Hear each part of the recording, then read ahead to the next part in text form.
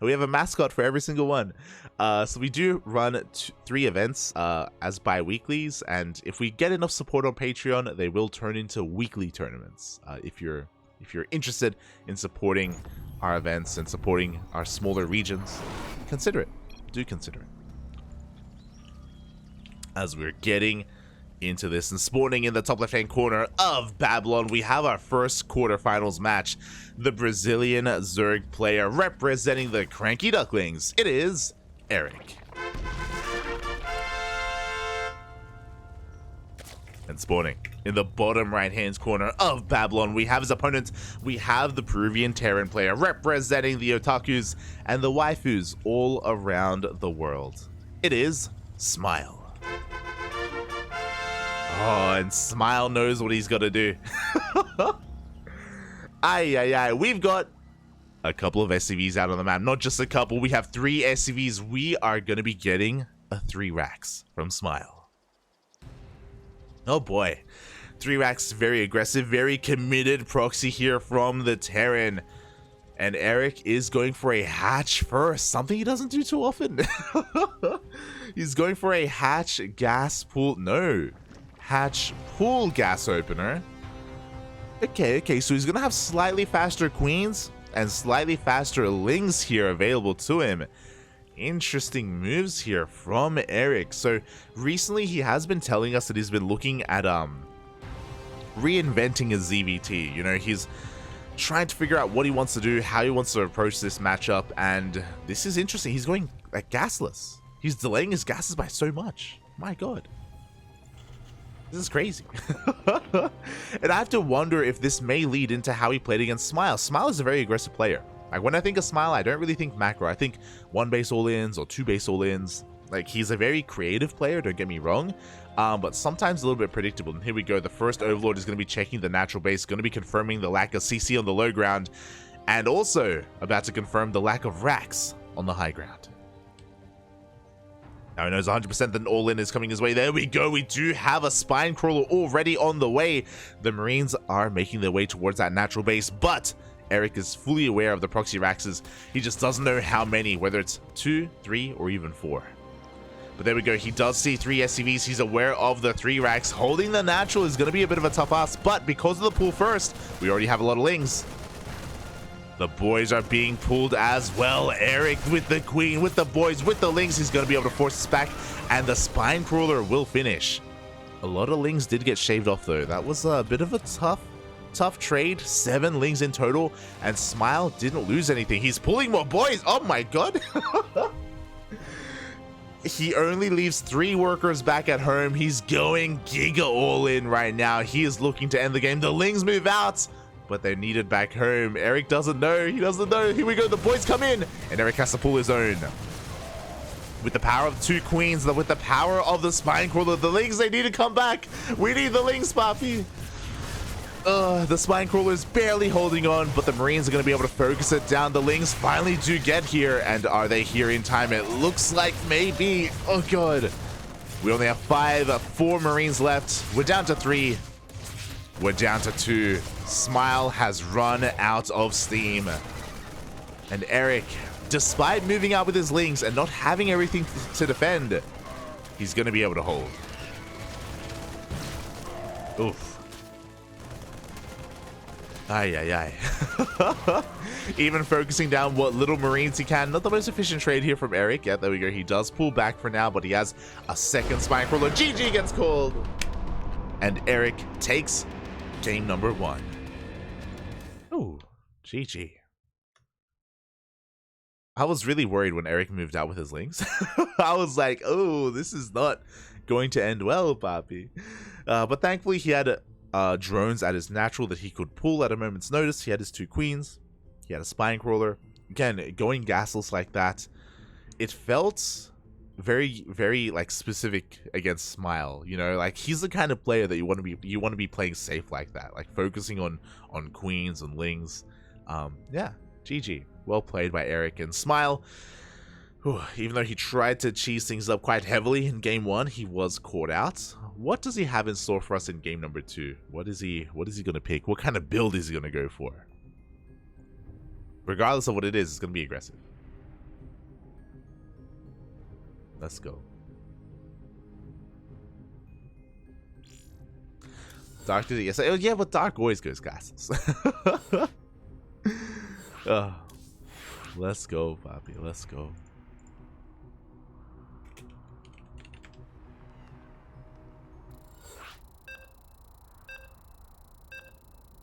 The only Zerg we need is Erik. That's true, Papi, true. And now we're getting into game number 2. This is going to be a quick series. Is Smile going to go for another one base all in? It's possible, it's possible. But Ancient Cistern? I don't know about that one, mate. I don't know if that's the wisest of builds here, of openers. We'll see. As spawning in the top right-hand corner of Ancient Cistern, we have the Brazilian Zerg player representing the Cranky Ducklings, currently up 1-0 in this best of 3 quarterfinals match. It is Erik. And spawning in the bottom left-hand corner of Ancient Cistern, we have as opponents, we have the Peruvian Terran player representing the waifus, the otakus, the anime girls. It is Smile. And yeah, this is again an opener very unique here to Erik. I'll always remember, as this time he is once again going for the extract district, going for a 15 hatch. I'll always remember him getting a lot of criticism from the casters in DreamHack Latin America. So this is an opener that Erik has been doing for years. He did it against Kelazar, he did it against Special as well. And I remember the casters Cats, Fear Dragon, Nathanius, the other NA casters, always being like, why does Erik do this? Like, it can't be efficient. Like, this is an old school like way to open, like back in Heart of the Swarm. And I've always assumed that it was just like Erik's comfort zone, like because he's been doing it for so long, it just makes sense for him. But he is literally the only pro player out there that goes for like a 15 hatch like this, that goes for that gas trick, basically for a 15 hatch. Even when Dark it goes gasless, it's not quite done in this manner either. So as he did do it, I think it was yesterday on Neo Humanity, for example. So yeah, it's very unique here to Erik. Maybe I should ask him about it. Maybe I should ask him his reasoning here. I'm curious as to why he prefers that. Maybe it's something that he did, long ago and he still does, or if he's just, used to it and just enjoys it. A very stylistic thing to Erik specifically is what I'm getting at. As, of course, this does kind of delay his gases. He's going to be taking his gas now here at his natural, and even going to be slipping out around the map as well. Does confirm with his Overlord Scout that there is a CC on the low ground, so is going to be avoiding that Reaper.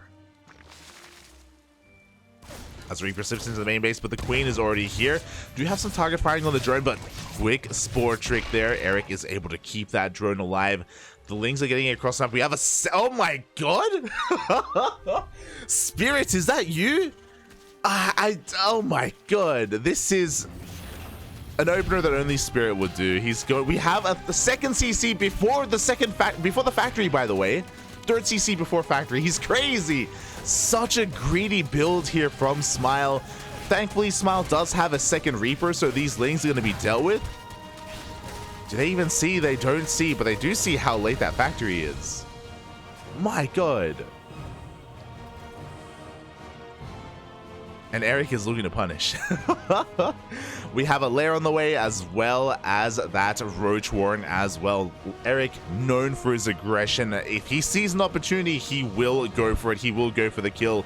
2 Reapers are about to show up across the map, and this is important for them to scout. No, they don't see the Roach Warren. Uh-oh. They're checking for the third, which makes sense. There should be a third, but Erik is going for a 2-base play instead. He's going to be checking over here as well. No third base in sight. We need to go in. We need a scout, Papi. We need a scout. There we go. Reapers are diving into the main base here. We have a couple of Queens to fend him off. And the Reapers don't get in. Oh, Smile is in a lot of trouble here. He's going for a 3-racks follow-up. Interesting. He's going to be delaying his starport for quite some time. At least he has a tank on the way. This tank is going to help so much in the defense. Erik is going for burrow. And wait, what is happening? Is Erik going for 2-base swarm host? No way. It's got to be swarm host, right? Like, what else is this infestation pit for? The Roach Warren, maybe he's a little bit paranoid that it got scattered, but we are getting Roach speed. I'm getting some conflicting information. Here we go. The Roaches do reveal themselves to the Reaper. Smile gonna be, I'm sure, reacting here. And this is so Miyamika. I love this. Like, this is very reminiscent of how Miyamika plays, where he reveals something, he shows his hand, but when really he has like cards hidden up his sleeve. I'm sure Smile right now is hyper-focused on defending against a Roach push. He's getting his tanks in position. He's got his bunker on the way as well. And there it is. We have Swarm Hosts instead. Swarm Hosts. I think the last person I saw play Swarm Host against Bio Tank is Cham. But even Cham doesn't go into it this quickly. Cham goes into it in the mid game. He goes Swarm Host later on once he has 3-way saturation. And here we go, the Reaper is slipping in and does miss the Swarm Host as they do pop out. Oh, uno más, papi, uno más. Does scout the infestation pit. That is a tell. That is a big tell here. What else could it be? Staying on 2 bases for so long with an infestation pit, it's got to be Swarm Host. It's like Smile should be thinking, there we go, we do have a scan as well. He doesn't believe what he's seeing. He's like, what is happening right now? His brain is melting. Infestors! Infestors are coming out as well. Alright, here we go. The Swarm Hosts are about to rock up. We have a Burrowed Ling at the 3rd base location as well. Erik is all over this.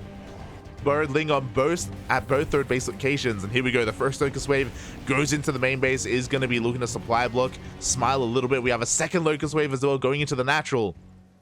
I love this. Smile, he's just going across the map. He's just sending it, Papi, because all of this supply, what's it doing? It's just not being used at home. Oh, as the Locust Wave comes in, 7 SCVs going down, 8 SCVs, 9 SCVs. Oh my god, look how quickly they kill workers. 11 SCVs go down. The economy of Smile taking a big hit, but here we go. He doesn't care. We're pushing out across the map. We have Stim, and we don't have Ravagers. Oh, bold move here. We dive on top of the tanks. Both tanks go down instantly. And we have Infestors for Fungals. GG!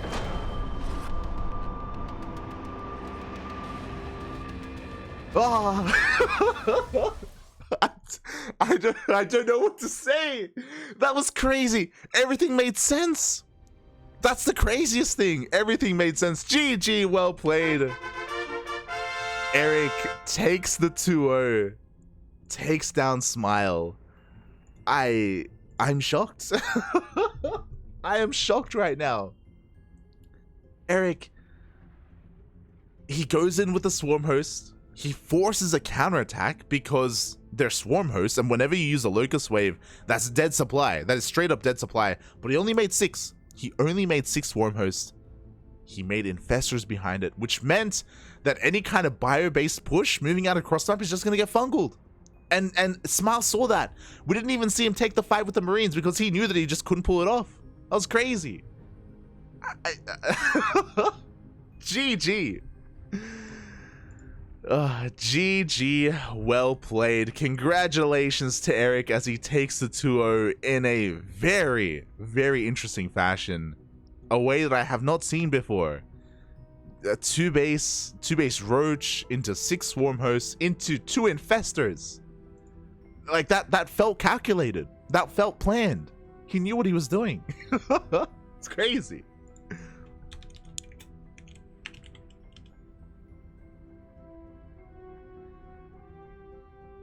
Oh.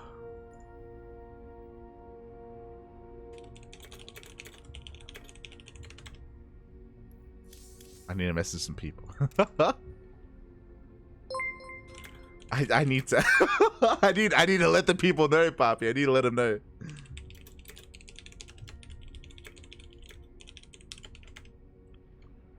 GG, well played.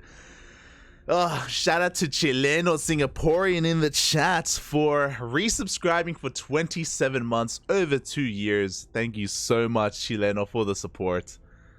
Oh, I just Oh, it's crazy, mate. It's crazy. I'm catching up, Poppy. Ah. Thank you so much for the subscription. Thank you so much for the support. I appreciate it. Ay, ay, ay. Less than 3, Poppy. Less than 3. I'm still gathering my thoughts, mate. That was wild, Poppy. That was wild.